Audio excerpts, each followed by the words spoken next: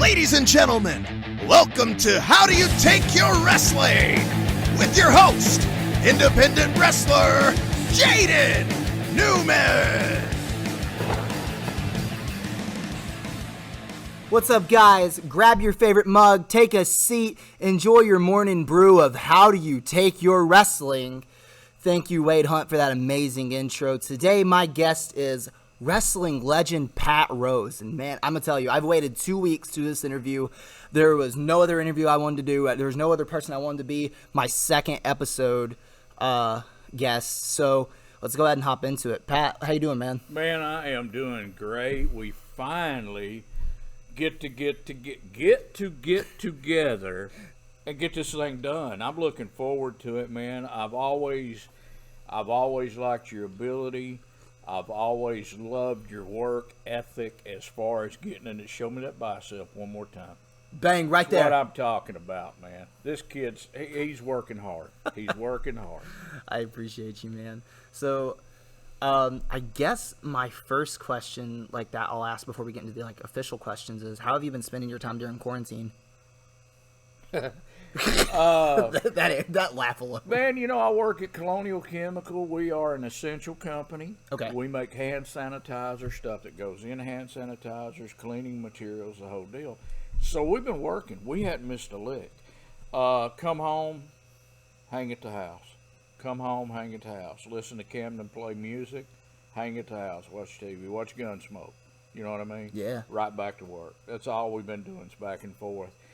Every now and then you'll get that little urge to get out and buck the system and freaking do something. Yeah. Camden and I go to Songbirds, just sit on the porch. Dang. Is Songbirds open again? No. Oh. It's closed. We're just sitting on the porch hanging out. You know yeah. what I mean? Yeah, and, man, you know, just be safe. Wash your hands. 100%. Use your hand sanitizer, the whole deal. Take that 20 seconds to make sure that your hands ain't dirty. That's right. And you ain't spreading something, so that way we can get back to running wrestling shows and doing things that we love. That's right, man. Are you? Right. And I know you guys are missing it. Oh man, I have literally been going stir crazy. Like, I just got married last month, so I've been spending a lot more time at home with my wife. Oh. And she's like, honey, I'm gonna need you to get to wrestling ASAP, because I am sick and tired of you coming in this house and trying to throw forearms and trying to put wrist locks on me. Any babies yet? Oh no, I think we're shooting for the next 2 years to start trying. Oh, Mama loved that. Oh man, Mama loved that. Yeah, for sure. Everyone's supportive about it too, which is cool. But hopefully by then I'll be able to be doing something a lot bigger than now what I'm doing in wrestling. Which obviously, I am extremely blessed and honored for everything I've gotten to do. But you know, hopefully I'm a little bit further then to where I can be able to support my family doing this and be living the dream and pretty much also be living the American dream with a wife and a kid. You know. That's right. That's right, buddy. So before we get into a lot of these big questions that I have, because I did a lot of studying for this, I know, very professional. We are going to be trying Steve Corino's Squared Circle Cafe Dark Roast. And man, now let me tell you something about coffee. I bought when I was doing windows, residential windows. Used to tear them out, put them in, da. Yeah. I bought the coffee gimmick, the little thermos deal. Yeah. You know what I'm saying? The green one, the cool one with the little. Yeah. And I tried to drink coffee and I couldn't do it. Oh yeah. So I'm gonna try Steve Corino's coffee because I've heard of Steve Corino. I don't remember meeting him or anything. Yeah. But seems like a good guy. So we're gonna try this, and I'm gonna give you my honest opinion. All right. Okay? Sounds good to me, man. So really quick, let's hop into the origin of this bad boy. So this has a Colombian, Brazilian, and Costa Rican origin. So all these buzz or what? Shoot, man, I'm telling you, we just might. So let's go ahead and take a sip of this bad boy. Right, this one's for you, Steve. Oh my God, that's probably the best coffee I've had. that's honestly. good. How does Oh, I like that. So, in your honest opinion, if you could rate this from bad, good to extremely good, what would you rate it on the scale? Extremely. Extremely good? Extremely. Awesome. This is I where sure I'll dub would. in the ECW chant. That's why I made it extremely good, so that we can dub in the EC dub. EC dub. I didn't do it on the last one, but we're gonna do it on this one. We're gonna make it right. That's cool. That's cool. But man, that's really good. Gosh, guys, this is myself and Pat Rose telling you have to go out there and try this coffee. Get some Steve Carino coffee, man. You'll love it. I guarantee it. I'll be sure to put the link in the description so you can get it. Steve's one of those great guys, former ECW champion, done everything in this business essentially, man.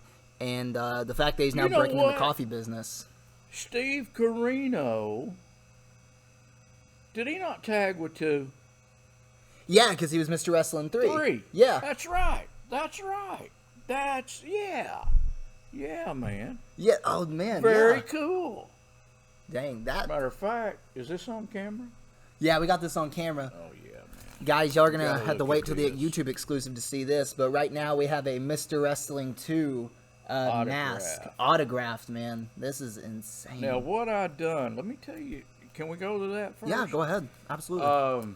Got the tag with him in Dothan, Alabama. They called us Mr. Wrestling 1 and 2, which I am not Mr. Wrestling number 1. Mr. Wrestling number 1 is Tim Woods. Really? Yes. He is the original Mr. Wrestling 1 and Wrestling 2. They were the tag team, the greatest mass tag team in the history of our sport. But they called us Wrestling 1 and 2. But I call myself Wrestling 247. Because, there was Hercules Hernandez. Yeah. There was Steve Carino. Mm-hmm. There was myself. Who else? Was there any more? Gosh, I can't even think. I don't think there was. They might have been. I don't know. But, I love 2 with all my heart. Let me tell you what happened to me yesterday. Okay. Camden played a show. Camden, my son, Camden Smith Music, look it up. Played a show at the Brew House in Rome, Georgia. What the Brew House is a music venue, a bar, eating establishment. Okay. And he played a show there. So we're getting ready. Did you even have your guitar on? We're getting ready, and I get a call. And it's Robert Walker, Wrestling 2's son. Jeez. And Wrestling 2 was on the phone. And, 2, how you doing? How you doing, man? Oh, my God, good to see you. Back and forth. And it took him a while to speak. And I started telling him I loved him. Yeah. And he couldn't express that. So he cried. He cried. And I showed him Camden. And he remembers Camden. Camden got that autograph from 2. And I've got a picture of it. And I'll post it somewhere, and I'm sorry. No, you're fine. But he would cry, and I love you too. I love you, man. And thanking Robert for calling the whole deal. He's 86. He looks great. He's got that face to where he looks like he'd just freaking kill you. He was stiff anyway. You know what I mean? Yeah. And traveling with him, okay, we wore the hoods. We would be 20, 30 miles outside the town. Put the hood on, kid. Yes, sir. And here we are. He won't let you look left or right. If somebody pulled up, you're not supposed to look at them. Face the front. That's how much they kayfabed the hood. That's how much it meant. So, when you see Wrestling 2, Wrestling 1 and 2, in Dothan, Alabama with a sold-out show, you don't know who the hell we are. Yeah. The tattoo, the rose tattoo. We had tape around our arms. He put tape around his arm, and I put tape around my arm to hide the tattoo. Dang. Yeah. And, man, it was... And when I was an amateur wrestler at Northwest Georgia High School in Trenton, Georgia, that's what it was called then. It's back to Dade County now. Gotcha. But when I was a wrestler at Dade County, we would go in the what's it called? The field house. Okay.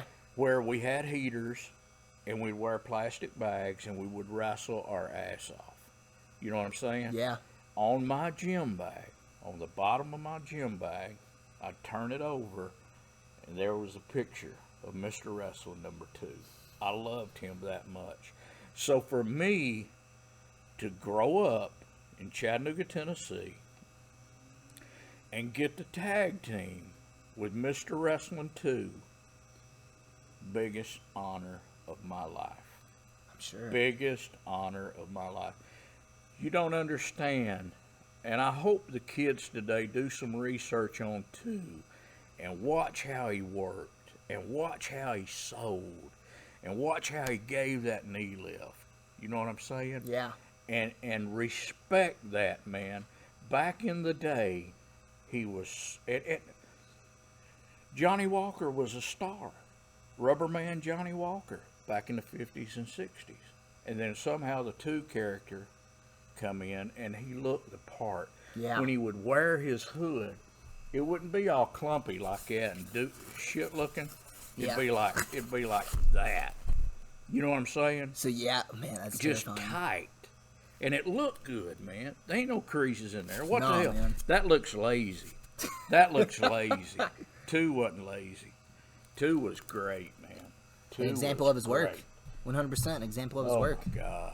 Sorry about that. No, man, you're fine. I love this. This is literally why I wanted you to be my first guest, or my second guest on the show, because, man, you just have all these stories and all these wonderful people you've had a There chance might to be a work lot with. of crying, man, because we're losing a lot of guys. You know, today is May 23rd. We're taping this. It's my birthday. I'm 60 freaking years old. What is that? It's your birthday? It's my birthday. Good today. God. Happy birthday. Jesus, 60 years old. 60! What is that? I'm not 60. I don't feel 60. I don't act 60. Forever 21. Camden's keeping me young, brother. Camden's keeping me young, forever young. So That's awesome, man. I didn't know it was your birthday. That's why. Facebook didn't notify me. Thanks a lot, Facebook. You really gotta, what? you gotta They didn't? change that up. My gosh. So let's gotta backtrack a little bit, and I kind of want to talk to you about how you broke into professional wrestling. So I was doing my research on you, and it said that you were trained by Ken Hawk, Yeah. manager of the original Samoans. Tio and Tapu. Yep, in Cleveland, Tennessee. What was it like training back in that time Oh, period? my 'Cause, like, as God. opposed to like what it is now. You know, 72, 12 years old, I started going to the Memorial Auditorium, and I'm so sorry that you couldn't experience that, because you would have loved it. You would have fit right in. They'd have live TV at WDEF TV 12, Yeah. where they let me come in and talk fishing once a month still, and we've been doing that 5-6 years now. Yeah. But that's where they had professional wrestling. They'd have that 5 to 6. 6 o'clock, you're headed to the Memorial Auditorium to buy your ticket for the show that night. So I'm 12 years old. I'm loving this. Used to go with my cousin, Joni Stevens. She's passed away now. She'd take me, and I would sit there by myself and just look. I love this stuff, man. And who did I see? Don Fargo, Jackie Fargo, man. Roughhouse Fargo. Now, Don Fargo, back in the day, and me back in the day, had some arms. But that's what got me to wanting to work out hard, to wanting to have the body. Don Fargo, Superstar Billy Graham, Buddy Rogers. Oh, my God, they were cool. And I got to be a fabulous Fargo. Damn, I saw that in my research. I'm not even answering your question. Nah, man. I love got to it. be a fabulous Fargo. Me and Paul Lee. Really? Right down the road here. He was Jackie Jr. That got heat, man. You know what? Actually, I remember that because Roger Cantrell, whenever he had his booth at the Eastridge Flea Market, that was like kind of my introduction into like the local scene and the history of like Chattanooga wrestling. I used to go there all the time. Yeah, man. He had given me a tape, a DVD of where Paul was introduced as A Fargo? Yeah, as a Fargo. That was us. That's that crazy. was us. Oh my God, That's so cool. We had blonde hair, and it was pompadoured up, and it was sprayed and blow dried, and it was hard, and you start the match, your hair looked just like it did when the match was over. But let's get back to where I was training. I finally met a guy named Ken Hawk. He's passed away now, and he's a good dude. I traveled with him for years, but he said, "Yeah, Pat, come on up to Cleveland. I'll train you." So I went to Washboard Drive. He had a trailer out there and had an old broke down ring, had like a top rope and a bottom rope, or maybe the top and the middle. and he had two guys, Bill Lewis and Mike Davis, and they helped train me. They'd shoot me in, give me a backdrop. Shoot me in, give me a backdrop. What would I do? I would reach, right? Yeah. Oh my God, I'm on, And finally, I started taking a backdrop to where I had a good flat bump. And 2 weeks later, and I was on TV because I come from a wrestling background. Yeah. You know what I'm saying? And I thought I knew the business. Yeah. But I didn't know the business, and nobody said, hey, this is what it is. Not even up until, Yeah. time I'm fixing to get in the ring with Ken Lucas. But I got trained there by Ken Hawk. He brought me down to Nick Goulas. Nick Goulas loved me because I was a young 19-year-old kid. At that time, working out at the Roman Health Spa and getting a body. I didn't look fat. I looked in shape. Now, where was that, by the way, that spa you're talking about? It's right here in the TW Arena, man. we were literally just talking about that right before we decided to press record. I did not know that TWE Chattanooga, Brother, our location, was what that was. Let me tell you something. In this building, I had freaking 26-inch thighs. Jeez. I had 26-inch arms, big old chest, hack squats out the butt, military presses out on the machine, not the machine, but the rack out the butt. We were huge. Doug Reardon was the manager here, and he trained me working out, and I blew up. I got big. Yeah. Did we do steroids? No. But what was your diet like? Whatever. We would hit Bees. Have you ever been to Bees? Yeah. Oh my God, we'd wear that place out. When the bodybuilders come in their polos that was 2 sizes too small. They have to be, man. And the arms blare, and hey, we're here to eat. So 100%. But I got trained by Ken Hawk, met Nick Goulas. He started using me on TV. My first match was Ken Lucas, and I took Camden down to see the door where I was standing. I was on the left, Ken was on the right, and I said, hey, Ken, you gonna tell me what to do, right? He says, yeah, man, don't worry about it, Ken. So we lock up. I get a top wrist lock. I pull his hair. So we're down, right? Oh, yeah. And these people going crazy. I'm like, yeah. And he fights up. I pull his hair again. Oh, man, it was great. And then he put me in the sleeper. I was in the sleeper my first match. You know what I mean? So Yeah. I had to just, oh, it was great, man. Then after that, golly, we went to Nashville, Bowling Green, Memphis. God, Chattanooga on the whole Saturdays. territory. It was great, man. It was great. A lot of fun. And that was whenever you were 19? 19. Wow. 19. And the year was 79. 79. Excuse me. No, you're good, man. I'm just glad that the internet did you justice in these facts here. The internet's crazy, man. Sometimes they'll put the craziest stuff on there, and you just are forced to believe it. One thing's happening to me now,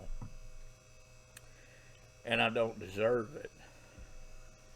I'm getting messages from guys like Sam Houston, Marty Jannetty, telling me how good I was. I don't deserve that. I knew my job, and I'll tell you a story here later, why not the national push. Yeah. But when I went to Mid-South, I knew my job. My job was first, second, or third match. My job was to get them people ready for the rock and roll midnight. You know what I'm saying? Yeah. That was my job. Get them people up, get them ready. And I took my job serious. Get beat by Tony Torres all the time, don't care. Yeah. We had a hell of a match. You know what I mean? Yeah. It ain't about getting beat, it's about entertaining these people. For sure. Making them freak out. Making them just hot as fire. 100%. Oh, that's what it's about. Man, so like in another sense of terms, you were the appetizer before the main course. I was the enhancement talent. I'm not a jobber. No. I'm not an entertainer. I'm a professional wrestler. Yes, sir. Yes, sir. I'm not an entertainer. Put some respect on the sport. I love it. Hell yes. Man, and the thing is, all those guys coming to you and telling you, like, and giving you the recognition, you do deserve it. You may not think you do, but man, like, what you mean to, like, Chattanooga professional wrestling and in general the whole southern scene, like, you don't even realize, like, the amount of times that Roger Cantrell and myself and Dylan Hells have talked about you and have just, like, they've spoke so highly of you, and I actually started watching your matches, man. I was just blown away because, like you said, man, you knew your job and you were doing it to the best of your ability to make sure that these people were up for whenever they need to be up later through the night. Right. And I love that, man. I respect that. That's right. Now, in your time, you did a lot of tag team wrestling, where you pretty much tagged with Randy Rose. Yep. You tagged with Arn Anderson. Yep. Dr. Tom Pritchard. Yep. Mr. Wrestling 2, obviously. And Marcel Pringle. Now, Marcel. out of all those guys, who was probably your favorite partner? And if you can, like, kind of describe to me, like, what it was like working with each individual and how, like, your personalities Who was clashed. my funnest partner? Marvelous Marcel Pringle. He is the cousin of Percy Pringle, who is Paul Bearer. Oh, Yeah, and they're from Mobile, Alabama. And I still talk to Marvelous today, man. He's retired.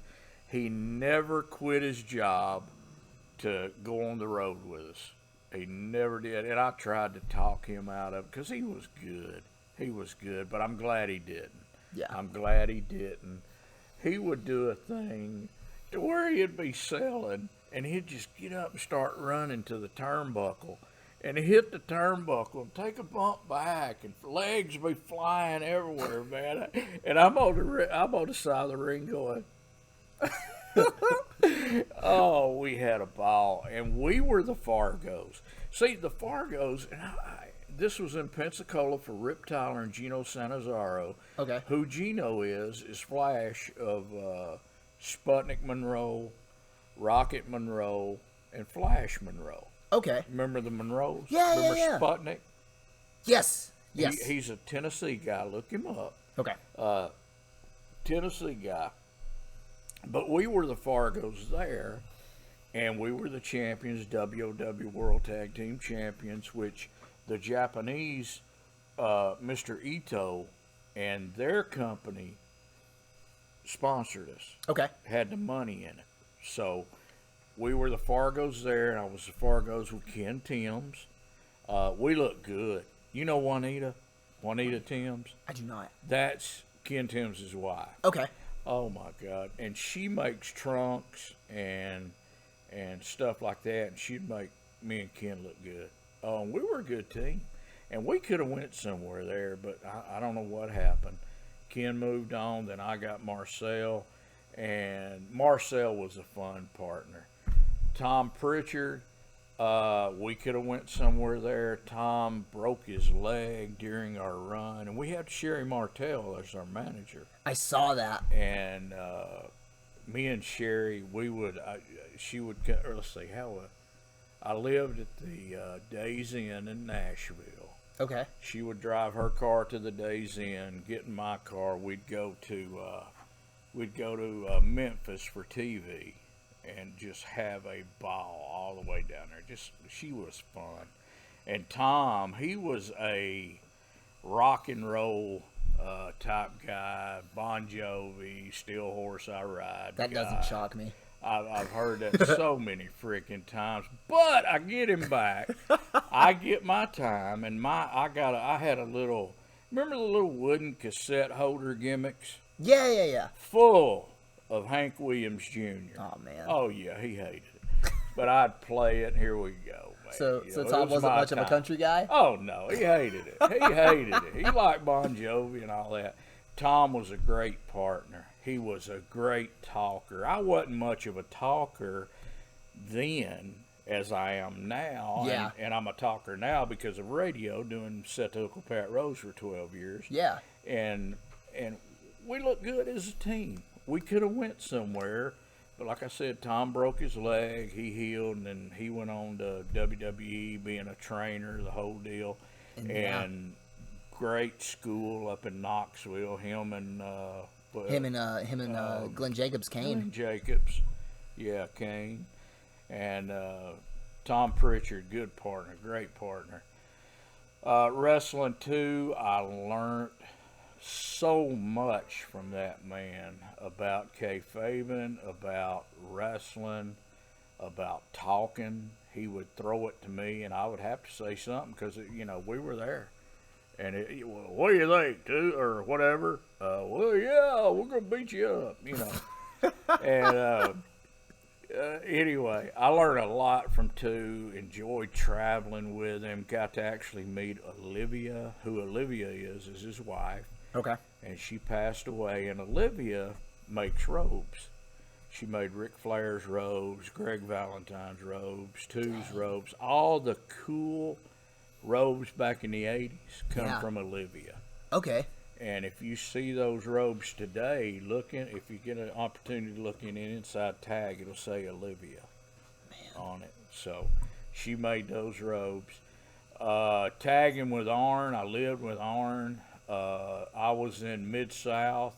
Arn called me. He says, Pat, get down here. You got to come to Pensacola. I said, I'm there. So Yes, I gave sir. my notice. Here I go. Moved in with Arn. Met Rick McGraw, Quick Draw Rick McGraw. I've heard the name, yeah. Never seen Arn for 2 weeks. And me and Rick was in the Philippines together. And we just clicked. And he called me Jack and Coke. I don't know why. It's probably because you were listening to Hank Williams. That's right. And, man, I spent 2 weeks with Rick. I don't think we slept a day. Finally got to Arn's place, started riding with Arn. They put us together. They listened to Arn. Arn's a respectful dude. Ron Fuller loved him. Yeah. And they put us together, put the belts on us. And then I tagged with Randy Rose. Arn was a great partner. Tagged with Randy Rose.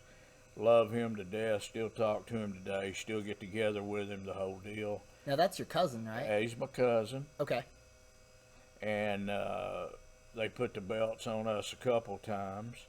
And, my God, Randy Rose is tag team wrestling in Dothan. You know what I mean? So Yeah. It was fun. It was a lot of fun. That's amazing. So, like, going back to where you said Tom broke his leg, I don't know. Do you watch the network, any WWE Network? I do. So, I do. have you seen the FCW? I've got it for $9.99 a month. That's and right. You can have it too for $9.99 a month. That's WWE right. Network. There's that WWE Network plug, and no, they're we not get us a sponsoring the show. sponsor? I'm going to work on it. I'm going to work on it right now. I'm going to call Vince. Tell him what we did. Yeah, for real. Maybe he answers instead of, ignoring me like the past 30 times. But I was watching the FCW documentary, and Heath Slater was working with Tom because whenever Tom was the head trainer, he would, like, randomly pick someone and wrestle, like, an hour-long match with him uncalled. And I don't remember if he broke his leg or something, but he broke his leg mid-thing.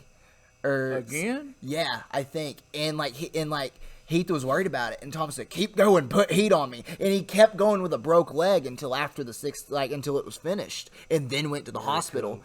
Very cool. Didn't see him for a day. I think he came back the day after in a In a cast? in a cast. Oh, my God. And whenever he got out of it, he gave it to Heath Slater as a gift. And I thought that was the funniest story. That's cool. I've had a chance to work around Tom and meet him since he's in the Knoxville area, and I Man. just recently purchased his book too. Oh, I got it. If you It's amazing. if you can get some alone time with him, pick his brain. 100%. Pick his brain. Pick his brain. Man. But moving forward, that's amazing. What was it like wrestling in the Chattanooga scene back then? Because whenever you look at it now, it's such a different landscape, and that's one thing that's always interested me is the history of, like, professional wrestling in the city, like you said, with the News Channel 12 station and with Memorial Auditorium. Yeah. Like, what was it like in that time period? How were the fans? Well, you know what? I always say this. The number one guy to come out of Chattanooga, Tennessee is Terry Bam Bam Gordy. Yep. He is the number one man Total respects to him. Bless his heart, he passed away at 40. I was there at the funeral. Got to see Buddy Roberts. Me and Buddy Roberts were like brothers, and loved him to death. But Terry Gordy, #1 man in Chattanooga. What it was like back in the day, it was fun. Saturday, you just can't wait to get to TV 12, and hopefully you're on the card. More than likely you are, because they would just bring in the guys that's going to be wrestling tonight at the auditorium, as Harry Thornton would say. And you do that, like I said, 6 o'clock. You're heading down to Memorial Auditorium. You're ready to go. That place packs. Every week was packed. Might not be a sellout, but it was near a sellout. Yeah. You know what I mean? And it was fun. It was fun. And you get through with the Memorial Auditorium. You're heading straight over to Brainerd Road to Paul Gray's Play Lake. What Paul Gray's Play Lake was Terry Gordy's home, but in the middle of two big old rooms that had bands. One side was a country band. Oh yeah, I can two-step. One side was a country band, and in the middle was the Bull and a bar, and then the other side was rock and roll, like Alethea.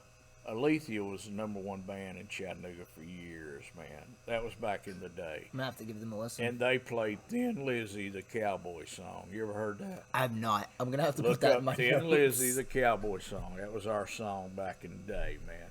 But it was fun. And then Sunday, went to church, whatever. And then you started all over again Monday traveling. Wow. Traveling. It was fun. So, I remember the schedule. Monday was a spot show. Tuesday was Louisville. Wednesday was Nashville. Thursday was a spot show. And what a spot show is like here and there, wherever. Yeah. Friday was Huntsville, Alabama, and then back to Chattanooga. Dang, so we did didn't weekend travel loop on far. Chattanooga. Yeah, we didn't travel far, Yeah. Just right down the road. Oh, Bowling Green, Kentucky. When was Bowling Green? Bowling Green was Thursday. Okay.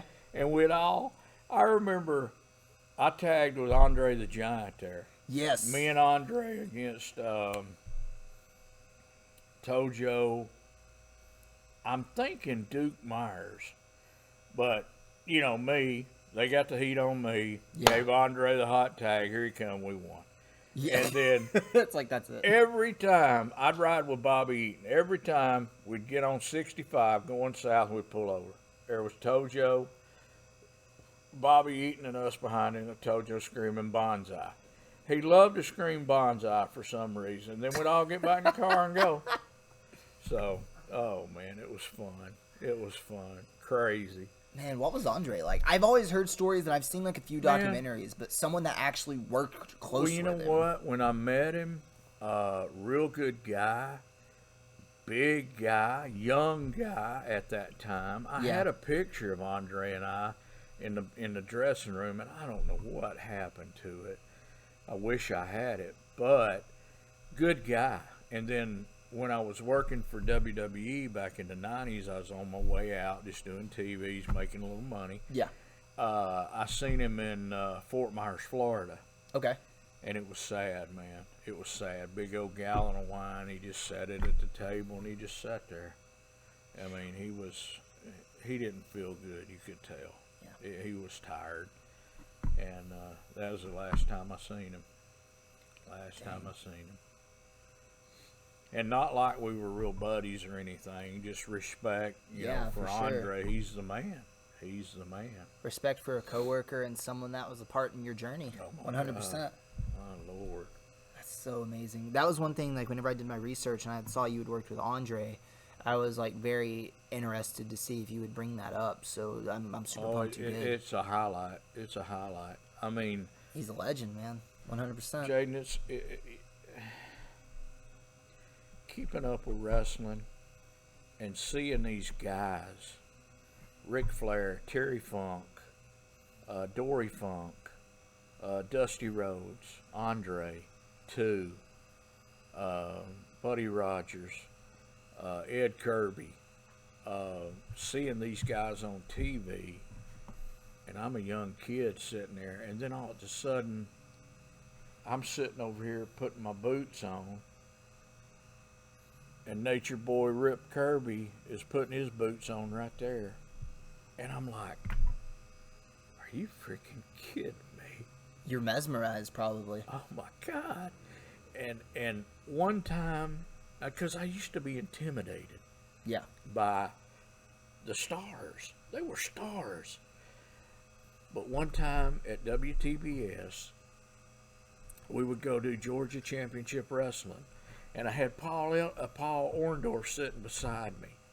And I don't know, I was either getting dressed or putting my boots on or something. Yeah. And he had just got finished, got out of the shower, come back, and he started putting his jeans on. And I'm looking at him and saying, damn, he does that just like I do. You understand what I'm saying? Yeah. And there was a calming effect come over me. He's just like me. Does that make sense to you? 100%. That's, He's just like me. yeah. I've literally, whenever I've been in locker rooms with guys, like, I was so terrified like you, and I'm a very anxious person. Like, I deal with anxiety, depression, all that. And that's real, brother. 100%. That's real. And man, like, I would remember going into these locker rooms with guys that I had, like, idolized and watched on television. Yeah. Yeah. And I was Same just, thing. yeah. Same thing. I would see them putting on their boots. I would see them just talking and having regular conversations. Yeah. And wow, they're just like us. Yeah. Yeah. And it was, like you said, it was such a calming feeling, and it made me realize I am one of them. Yeah. And Exactly. like, Exactly. through hard work, I can get to where they're at. That's right. Because that's one thing I always get, like, super annoyed with whenever I hear people criticizing, like, talents on television, is how, like, they sit there, they're like, oh, well, they just got handed that. No. They had their hardships. They went through what we had to go through, 100%. Oh, yeah. Everyone has a different journey. Triple H it takes a lot of heat. Yeah. He married into the family. But before that, Who cares? yeah, even then, before Who that, cares? what was he doing? He was paying his dues. Yep. Paying his dues. Yep.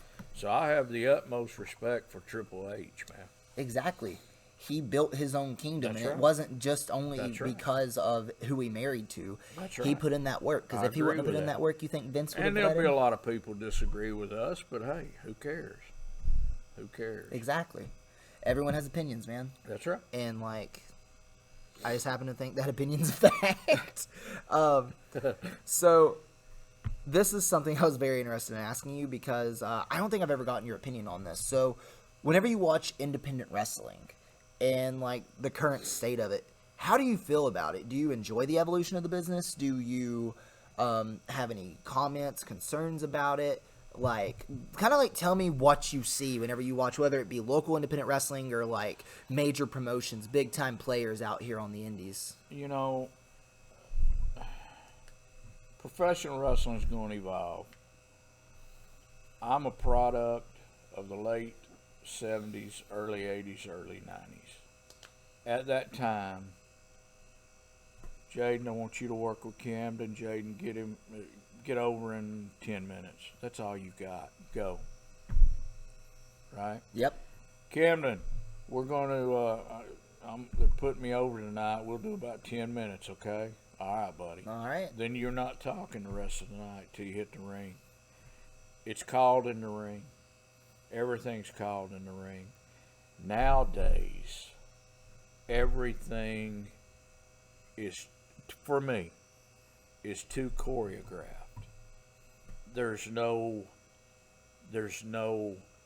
interacting with the fans. There is the, you better shut up, I'm gonna come out, you know. Yeah. There's no getting that heat, snapmare, and you're doing this like you're cinching it in, looking at that person on the front row. Yeah. Like this is for you. You know what I'm saying? 100%. But everything is backstage choreographed, and I don't like that. But when it goes to the ring, it looks good. It looks good. The product's good. Yeah. The independent scene around Chattanooga, TWE. I've sat here and cried, man. I've sat here and cried at y'all's matches. I've come back and shook the black guy's hand when you put the belt on him the first time. What was the kid's name? Mike Williams. Yeah. You know what I'm saying? Yeah. Hugged him like he is my boy. So it still gets emotional. Paul Lee down in Ringo. Yeah. Paul, he runs Wrestle Jam. Yep. Every year. At the Colonnade. Now he's going to run it at the Circus Tent. Yeah, his new location. At the new location. And he puts together a good show. Yeah. I went to Paul's for many years, man. That's actually where I kind of, started wrestling. Honestly, like he was the first guy that had worked with me, and then What Chattanooga needs to do is somehow come together. 100%. You know what I mean? You agree with that? Yeah, 100%. This promotion and Paul's promotion could be huge. You're big in your own right. You're TWE. Everybody knows TWE. Yeah. You do great graphics on Facebook, the whole deal. That makes it look legit. Yeah. And when you get here, your guys, they look great. They look great. Yeah. You know what I'm saying? Bicep one more time. BAM! There you go. There it is. All right. But no, I agree with you 100%. One thing that I've noticed through my evolution in independent wrestling, because even from 6 years ago when I started to now, it's just been amazing to see the growth that we've had. What you're talking about things being so choreographed, I see it a lot, and I've had matches 100% where it's like that. But one thing I love, and that's the way it is. Exactly. Now. You just gotta accept it. And one thing that I love though is there's so many different styles of wrestling. There's so many different flavors of wrestling out there. You can still get that gritty, put on everything, and it's good. Now the body slamming and light bulbs and stuff like that, hate it. You don't like deathmatch wrestling? It's freaking ridiculous to me. So I mean, there's an audience for it. 100%. But to me, man, there ain't no damn way I'm doing that shit. Yeah. Okay, so that brings me. You either got to be crazy, or God, I can't wait to ask him this next one. I don't know. So have you ever? So there's this promotion called Game Changer Wrestling, and I would say it's probably the best independent wrestling company in the world right now because they've done tours with Japan. I would definitely recommend checking them out because, in my opinion, they're the perfect wrestling promotion for the simple aspect of they give you all the flavors of the ice cream. It's a variety show, what wrestling should be. Good. So, you'll have your hot starter where it's the bam, bam, bam, bam, bam. You'll then have maybe some death matches sprinkled in. You'll then have some comedy matches sprinkled in. It's the complete variety show, and dude, they're packing thousands of people into their good. Yeah, man, that's great. I definitely there's a guy, and I think you would really enjoy him. Now he does do deathmatch wrestling, but that guy can work, and he is legit, in my opinion, the king of the indies right now. His name is Nick Gage. Nick Gage. Yeah, I'll look him you up. need to look up Nick Gage. Murder, Death, Kill. Okay. He is the man. He's one of the nicest guys, and man, he respects the business. He Really? dude, That's good. his appreciation for the history of the business is so crazy to me.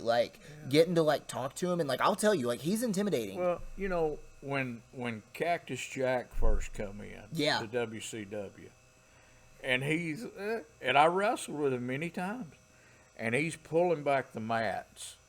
And he's doing a freaking elbow on you on the floor. Yeah. And I'm thinking, are you freaking stupid? And look what he did. You know what I mean? Yeah. So there's an audience for that. 100%. And just because I don't like it don't mean it's wrong. Exactly. That is not what I'm saying. It goes back to the opinions, man. But it's opinion. Yeah. You guys just be careful. Please be careful. But here's a point I want to make. All right, Cactus Jack, Undertaker, where are they at? They're on the cage. Yep. He takes the bump You're talking onto the desk. Okay? Yep. Climbs his fat ass back up. Listen, gets on top of the cage. Yeah. Undertaker choke slams him. He falls through to the floor. Yeah. You get a camera shot close up of him. He's Where his got nose a is. tooth Yeah. in his nose. Okay. You get Shane McMahon jumping off the cage. Shane McMahon, where am I looking? Where am I looking right now? Shane McMahon, who gives a crap? Don't do that. That should be saved for mankind, and that should go down in history as a freaking historic moment, not you jumping off the cage. You jumping off the cage doesn't mean jack crap to me. So stop. Don't do it. God, you're the owner. You own WWE. You don't have to do that. It don't get you over. Oh, man. And I've told that to mankind. Yeah. I said, brother, when he was at Paul's show, he walked up behind me and Camden and did something, scared us half to death. Yeah. And I told him, I said, man, that should be left in history. What was his opinion on it? He agreed. He agreed. Interesting. He agreed. So, this is like a story I haven't really told many people, but so whenever you talk about Undertaker and Mankind Hell in a Cell, right? Yeah. That happened on June 28th, 1998, correct? I have no idea. So, that's the day that happened, right? Okay. That was the day I was born. Really? Yep, the day I was born, that happened. Wow. This is going to sound odd, I'm a firm believer that things happen in life and in the world that like kind of like eventually guide you into what your journey is going to be. Mm-hmm. Oddly enough, I think that happening on the day I was born was in a way not a coincidence. Like I think like that happening was kind of like, oddly enough, was like a welcome into the world of like, one day this is going to happen. This kid's going to see this. He's going to be a pro wrestler. That's how I've kind of viewed it. Let me reverse the rib here, man. Okay. When did you decide I want to be a pro wrestler? Man. So, what got me into wrestling initially was a video game, honestly. My grandfather, Bud Higdon, he would take me to, like, McKay's. And I remember I had gotten the Legends of Wrestling video game. And I didn't know nothing about wrestling at that point. I had literally got this video game, and I was playing, and I saw Ricky Morton. And I said, that guy's a mullet. He's cool as hell. And then I saw Hulk Hogan. I said, that guy's got a skullet. That ain't cool, dog. So I just took Ricky Morton, and I would just beat Hogan's ass. I was like, man, screw this hot dog man. I'm about to whoop it. So then I got infatuated with it, man, and my old man started taking me to the Eastridge Flea Market, where I got acquainted with a guy named Lewis, who then introduced me to Roger, which then introduced me to the Georgia crew that you were talking about, and from there, I had just fallen in love with it. The first match I remember watching that made me go, I want to do this. I had bought a Rey Mysterio DVD. It was like the first documentary that they had done on him, and it like went over like everything like he had done as far as like training and all that, but it then showed, because it would come with like 2 discs, so it'd have the matches. Right. I saw the match, Rey Mysterio, Eddie Guerrero, Halloween Havoc 97. Yeah. And dude, I was so blown away because in my mind, I saw it and thought, these guys are real life superheroes. Wow. Like, yeah. Rey Mysterio, to me, even now, I look at him and I get chills just watching him make his entrance because like, even though I don't wrestle like him at all, like I'm very much technically and striking wise with my style, I respect him so much, and if it wasn't for watching that, I probably wouldn't have like wanted to become a wrestler. That's cool. Yeah, That's man. cool. Like, I get chills like thinking about it now. I've never got to meet Rey Mysterio or Eddie Guerrero, but I wrestled Eddie's uncles, Chavo, Hector, Mondo, in Houston. Okay. And that was the first time in Houston that I've seen so many Mexicans in my life. You know what I'm saying? Yeah. I mean, I'm a dark-skinned dude. I'm, indigenous? Is that what I am? Yeah, that's what I am. I guess so, yeah. 21%. But anyway, man, and loved them. Loved them. Had a ball. Love my Mexican brothers. Now you're talking about Chavo Sr.? Yeah, All right. senior. So there is a song I'm going to refer to you after this is done. It's called, I'll go ahead and name it. It's by the Mountain Goats, and it's called The Ballad of Chavo Guerrero. And I think you would really love it. Like, cool. This band had made a tribute song to him. Really? And man, it is one of my favorite songs I've ever heard. Me and Bailey Blake discovered it one day on one of our Pandora escapades. And man, that's how I discover so much of my music. Like, I just put on Pandora. I now have Spotify, so like I can just like look up different music. And man, that song, like, instantly I was like hooked, and I started watching like more of like senior stuff, and I was so blown away, man. He's talented as hell. Talented as hell. The whole family, brother. Dude, like, they're a dynasty, dude. Yeah. 100%. Like, they're one of the royal families in pro wrestling. I agree. So, I got one more question for you. All right.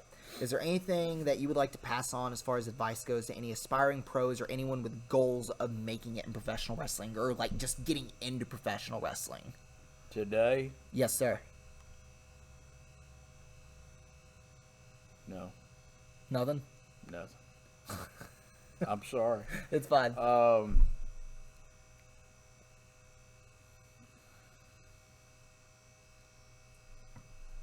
Even like any knowledge that you were given at a young age? Nothing? Nothing. All right. Nah, I'm ribbing. I was like, dang. Cut, tape, roll. Man, I'm going to tell you what. Getting into professional wrestling these days is hard. Yeah. And when I say that, I'm actually contradicting myself, because you got AW, you got WWE, you got Major League Wrestling, NWA. There's a lot of places to go if you're a talented guy. One thing, what was the first thing I told you when I met you? Get in shape. Get in the gym. Bulk up. Get in the gym, and you've done that, brother. I'm amazed. Man, I'm not even nowhere close either. But get in the gym. When I was in the 90s, when I was fixing to get out of the business, the body was going away and this and that. And Arn told me, he said, don't smarten up the people. Stay in the gym. Stay in the gym. And if you notice him, he was in shape right up until the day he got out of the business. Yeah. You know what I mean? He looked good. Yeah. Looked the part. So, look the part.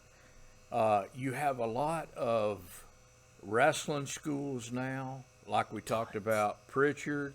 Where else? You know the schools. Man, there's Pritchard's in Knoxville. There is in Georgia so many. You have the WWA 4 with A.R. Fox. Robert Gibson. Yep, Robert Gibson's. You have the Nightmare Ricky Morton, Factory. the School of Morton. Yep, School Morton and Chucky. The Nightmare Factory, which is Cody Rhodes and In QT my School. opinion, my pick, if I was to send Camden to a school, it would either be School of Morton, Yep, or Tom Pritchard and Glenn Jacobs School.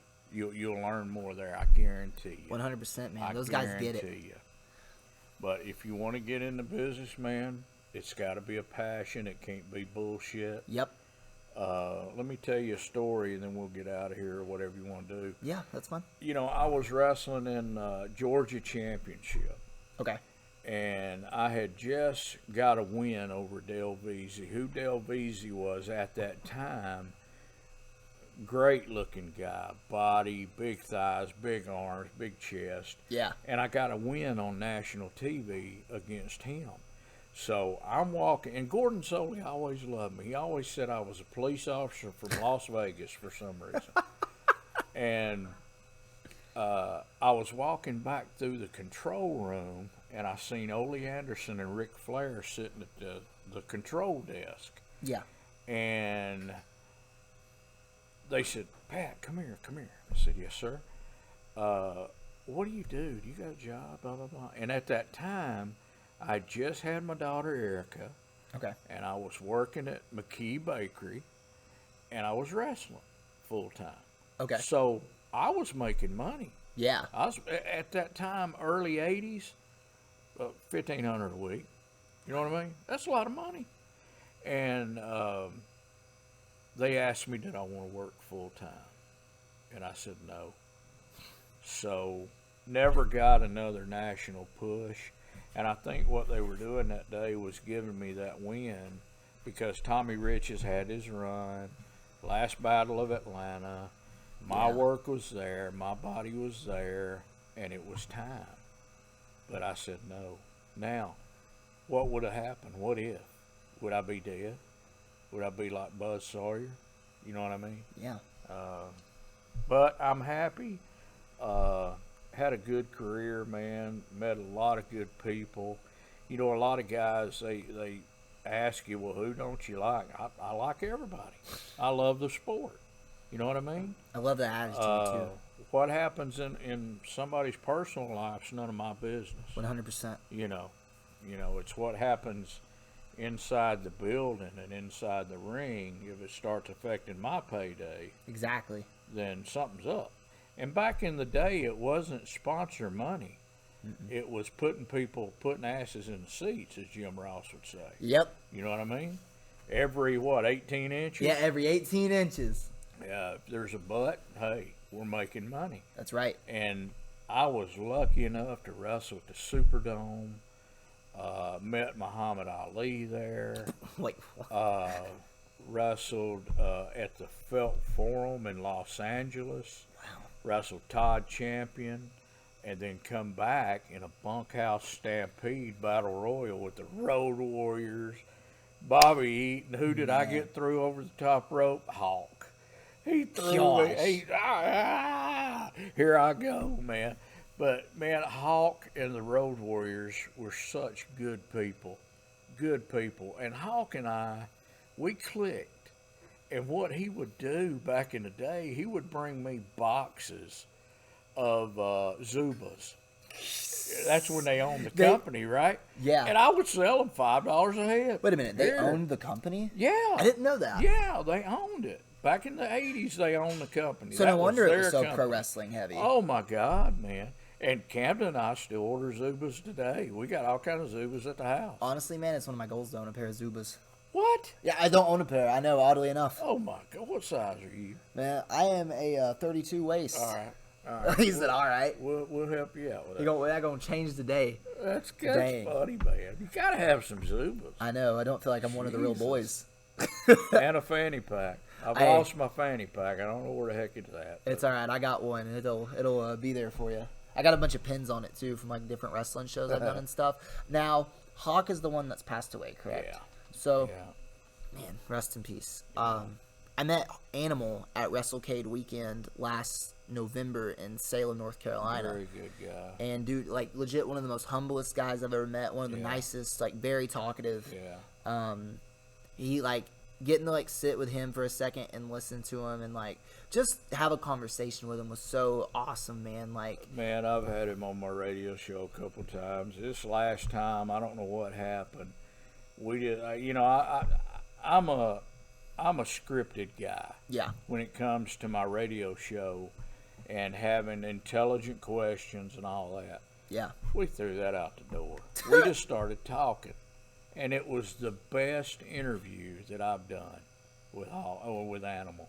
And it was funny. We laughed. We talked about Hawk, talked about Paul Ellering. Oh, my Lord. That's awesome, man. I'm telling you, like, a lot of these off the cuff interviews are probably my favorite, as opposed to, like, just sitting there. Like, obviously, like, I made some notes and, like, I had questions ready, but I think this has relatively been, like, off the rails, and we've just talked about whatever we wanted to, and that's what I like, man. I want to legit hear how you're actually feeling. I don't want a robotic answer, you know? Exactly. I want this to be as real as possible. Let me say this. There is a match out there with me and... Anyway, we wrestled Buff Bagwell and Two Code Scorpio. Okay? Okay. Two Code did the choke slam on me.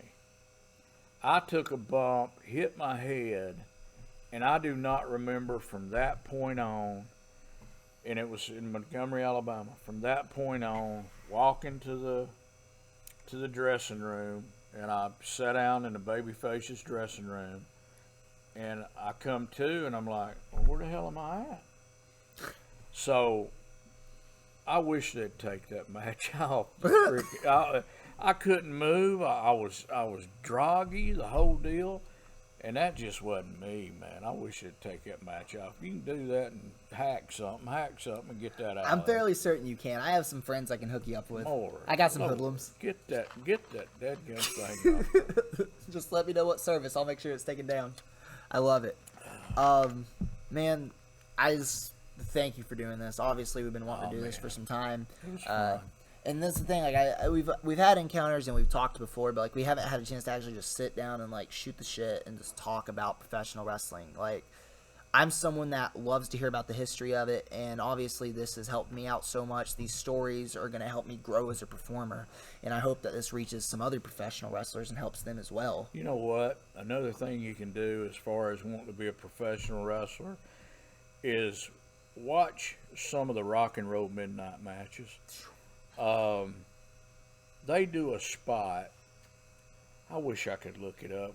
We could watch it, but they do a spot to where Bobby swings at Robert with the tennis racket. Yep. Robert hits him. Bobby drops it. Either Robert or Ricky gets the tennis racket, hits Bobby with it. Bobby takes a bump backwards. This time, Dennis is turned around from Bobby, turned around from the ring, fussing at the fans. Soon as he feels Bobby tap him, Bobby took a back bump into Dennis, so they're back to back. Yeah. Dennis takes a bump. It was simultaneously. Boom, boom, took the bump. Bobby did something, and then Ricky did something to Bobby. Boom. That is you can't recapture that. You can't. What am I trying to say, Jaden? It's just they worked together and gelled together so much that they don't even have to look at each other, and they know what's coming. You know what I'm saying? Yeah. And he probably hit him like that, and he knew when to take the bump. You know what I'm saying? That's trust, man. Oh my God. That's trust and just knowing. Watch that, Rock like, and you're Roll in there and Midnight. rocking. You'll learn a lot, especially Ricky Morton, man. Ricky's the man. Can't say enough for Ricky Morton. I love it. Well, with that being said, I got one last question before we get into some plugs. How do you take your wrestling? What the hell does that mean? Well, what it means is, what's your favorite style of wrestling? Whenever you get down to the nitty-gritty and you break it down, what is professional wrestling to you? Rock and Roll Midnight Express. All right. Rock and Roll Midnight Express. That's how I take my wrestling. I love it. Pat Rose takes his wrestling with a strong cup of the Rock and Roll Express and the Midnight Express. And don't forget your Steve Carino coffee. Absolutely. Don't forget the Steve Carino coffee. Man, really quick, tell them about those plugs. Tell them about your radio show. Tell them about anything you want to right We've now. been doing a radio show going on 12 years now. It's called Set the Hook with Pat Rose. It's on Nooga Radio here in Chattanooga, 92.7 FM, 93.5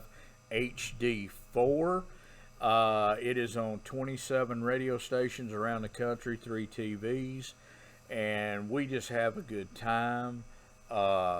I love what I do. I love who I interview. I interview anybody from Kevin Van Dam. Who Kevin Van Dam is who's the most famous athlete right now? Like It just used to in be general? Tiger Woods. Tiger Woods. I Who don't now? know. Carson, who would be probably the most famous athlete right now? All right. LeBron He is James? the LeBron James of bass fishing, Okay. Major League Fishing. We had Johnny Cash's grandson on. We love all genres of music, so we play a lot of music. Love it. Have a lot of guys, from the music industry on. We've had Rich Redmond, who is Jason Aldean's drummer, Okay. who Camden's had lessons with. Wow. So him and Camden are big buddies. They text and all that stuff. So We have a lot of people on. It's just a good, fun show. We just have fun. I love it, man. We have fun. I love it. Is that all you got to plug today? That's it, buddy. All right. Well, in that case, Pat, once again, thank you so much for coming on. I'm here to tell you all that Pat Rose and I, we know how we take our wrestling, and we hope you know how you take yours. And with that being said, the shop is closed. Thank you for listening. See you next time.